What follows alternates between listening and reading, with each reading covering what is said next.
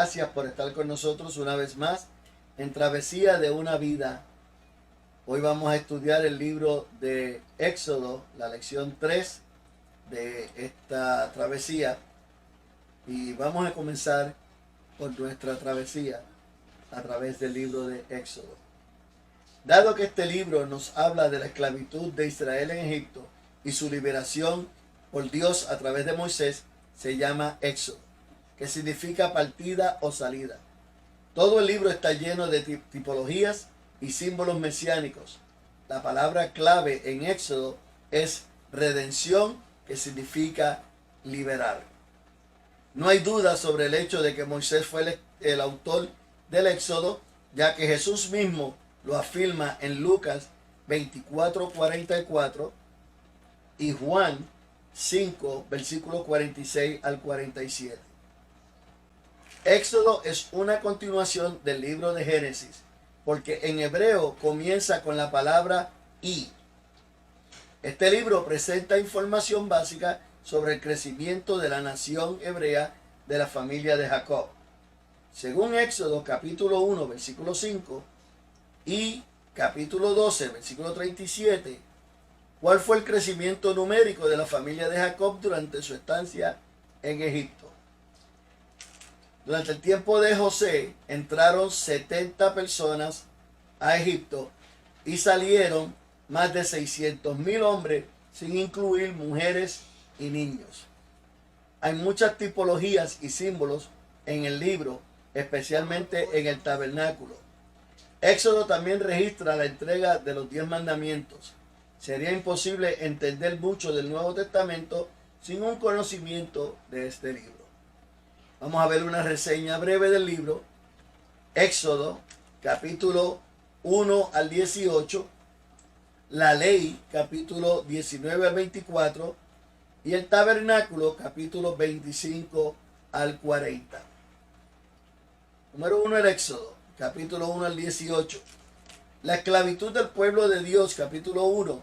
Un nuevo rey llega al trono en Egipto y convirtió a los judíos en esclavos porque sabía que su gran número podría ser una amenaza para él. Además ordenó a las parteras que mataran a todos los bebés hebreos varones. Ya Satanás estaba trabajando para destruir la raza hebrea, para que el Redentor prometido en Génesis 3:15 no pudiera nacer. El Libertador, capítulos 2 al 4. Parecía que Dios no estaba haciendo nada. Si los hebreos hubieran recordado lo que Dios le había dicho a Abraham en Génesis capítulo 15:13, ellos habrían sabido que 400 años tenían que pasar. Dios nunca tiene prisa y sus planes son siempre perfectos.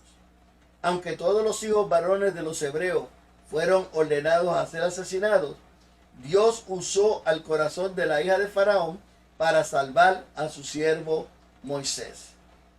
A la edad de 40 años, Moisés mata a un egipcio y tuvo que huir del país. Hechos capítulo 7, versículo 23 al 29. ¿Cuántos años pasó Moisés en Madián cuidando ovejas? De acuerdo a Hechos capítulo 7, versículo 30. 40 años. Las 10 plagas y la Pascua, capítulos 5 al 13. En estos capítulos Moisés le dijo a Faraón 7 veces: deja ir a mi pueblo. Dios quería que su pueblo fuera libre para que pudiera servirle. Faraón se negó a dejar ir a los israelitas, por lo tanto Dios envió una serie de 10 plagas sobre los egipcios. La última plaga, de acuerdo a Éxodo capítulo 11, versículo 5, fue la muerte de los primogénitos. La Pascua trata de las instrucciones de Dios al pueblo hebreo para que al pasar por encima de sus hogares a medianoche sin quitarles la vida a sus hijos. Éxodo 12, versículo 1 al 14. La libertad temprana de los hebreos, capítulos 14 al 18. Después de la 10ª plaga, los hebreos fueron libertados. Sin embargo, su fe fue rápidamente probada en el Mar Rojo. los capítulos 16 al 18, describen sus primeros pasos por el desierto, el maná del cielo y el nombramiento de los jueces. La ley, capítulo 19 al 24. Moisés, después de salir de Egipto, los israelitas estaban en el monte Sinaí. Allí Dios dio a conocer su propósito al salvarlos. ¿Por qué Dios salvaría a este pueblo? Capítulo 19, versículo 3 al 6 nos dice: para guardar sus mandamientos, convertirse en un reino de sacerdotes y ser una nación santa. En Éxodo 20, Dios dio lo que llamamos los 10 mandamientos a su pueblo. ¿Cómo resumió Jesús estos mandamientos? De acuerdo a Mateo, capítulo 22, versículo 37 al 40. Amarás a tu Dios sobre todas las cosas y a tu prójimo como a ti mismo. Si tú amas a Dios sobre todas las cosas, cumples con los primeros 4 mandamientos. Si amas a tu prójimo como a ti mismo, entonces luego cumples con los próximos 6 mandamientos. Y así es como se resume la ley. Note que los primeros 4 de los 10 mandamientos tratan de la relación del hombre con Dios. Y los últimos 6 con la relación del hombre con otras personas. Recuerda el día de reposo para santificarlo. El cuarto de los 10 mandamientos no se repite en el Nuevo Testamento. ¿Cuál es el propósito de la ley? De acuerdo a Gálatas capítulo 3, versículo 19 al 24 y Romanos capítulo 5, versículo 20. Era nuestra escuela o maestro para mostrarnos nuestra necesidad de un Salvador, Jesús. El tabernáculo.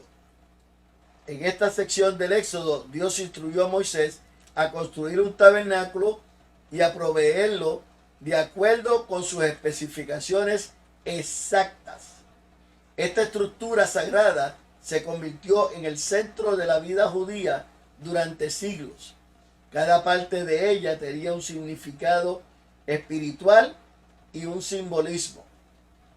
¿Por qué quería Dios que se hiciera este tabernáculo? De acuerdo a Éxodo 25:8, debía ser un símbolo y un recordatorio de la presencia de Dios entre su pueblo. Dios siempre ha querido vivir en el medio de su pueblo. Dios siempre ha querido acercarse al hombre. El tabernáculo estaba rodeado por una corte. Solo había una entrada a la corte por una puerta que tenía 12 codos, o sea, 30 pies de ancho. En la corte y en el tabernáculo había 6 piezas de muebles. A medida que lee la siguiente descripción, vamos a ver cuáles eran estas piezas. Número 1, cuando usted entraba, se encontraba con el altar de bronce. Número 2, seguía el lavacro. Siguiendo, usted entraba al lugar santo, donde encontraba el candelabro, encontraba la mesa de los panes, encontraba el altar de incienso. Siguiendo adelante, usted encontraba el arca del pacto, donde estaba la presencia de Dios. Al entrar por la puerta, los israelitas se encontrarían por primera vez con el altar de los holocaustos o altar de bronce. Éxodo 27, versículo 1 al 8. Aquí es donde los israelitas debían presentar sus sacrificios. Ellos debían poner sus manos sobre la cabeza del animal y confesar sus pecados, que de una manera simbólica transferían su pecado al animal. Los israelitas entonces tenían que matar al animal y el sacerdote aplicaba la sangre del animal al lugar apropiado. Esto enseñaba a la gente la penalidad del pecado, que era muerte. Continuando hacia el tabernáculo, la siguiente pieza de mueble encontrada era la fuente de bronce o el lavacro.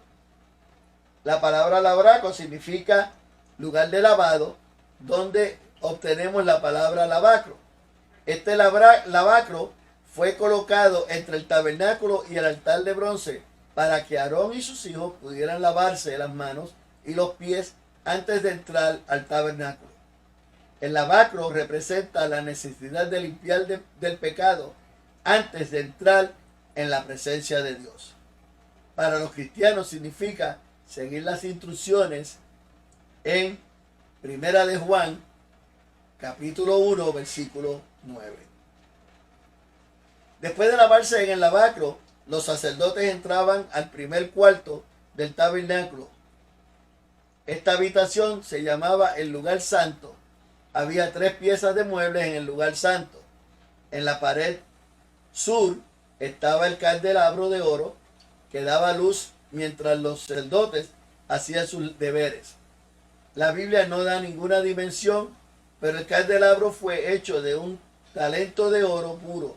Si un talento de oro pesa 94 libras, de acuerdo a Éxodo 25, del 31 al 40, si el oro estuviera vendiéndose por $450 la onza, ¿cuánto valdría la lámpara?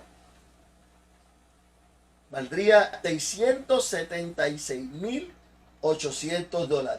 En la pared norte estaba la mesa de los panes de la proposición.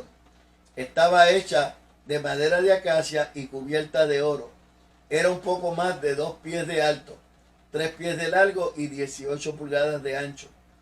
12 panes pequeños, representando a las 12 tribus, debían ser colocados sobre la mesa. Todos los platos y las cucharas eran de oro puro. Este alimento no era para que Dios comiera, sino un recordatorio simbólico de la dependencia de Israel de Dios para sus necesidades diarias. La última pieza de mueble en el lugar santo era el altar de incienso. Una descripción detallada de esto se puede encontrar en Éxodo capítulo 30, versículos del 1 al 10. Presentaba una intercesión continua. Entre el lugar santo y el lugar santísimo estaba el velo del tabernáculo, Éxodo 26, versos 31 al 37. Solo el sumo sacerdote podía pasar a través del velo al lugar santo. Cualquier otra persona sería muerta. Según Mateo 27, versículo 51. ¿Qué pasó con este velo al instante que Jesús murió y qué significó esto? La Biblia nos dice que fue rasgado de arriba abajo para que cualquiera pueda tener acceso a la presencia de Dios. Eso nos da a nosotros los cristianos acceso directo a Dios. Luego viene el lugar santísimo, que contiene solo una pieza de mueble, el arca del pacto. Éxodo capítulo 25, versículos 10 al 22. ¿Qué 3 cosas estaban en el arca? De acuerdo a Éxodo 25, versículo 16, y Hebreo capítulo 9, versículo 4. Las tablas de la ley, había una urna dorada que tenía el maná y la vara de Aarón que floreció. 2 querubines de oro, ángeles, estaban sobre el arca. En la parte superior del arca estaba el propiciatorio, sobre el cual el sumo sacerdote rociaba la sangre en el día de la expiación. ¿Cuándo se hizo la expiación final? De acuerdo a Romanos, del capítulo 5, del versículo 6 al 11. Cuando Jesús muere en la cruz del Calvario, esta es la última expiación. Él es el Cordero inmolado que quita el pecado del mundo. Muchas gracias por estar con nosotros. Dios les bendiga. Esperamos que este estudio le haya sido de bendición y que nos acompañen en nuestra próxima sección. Dios les bendiga.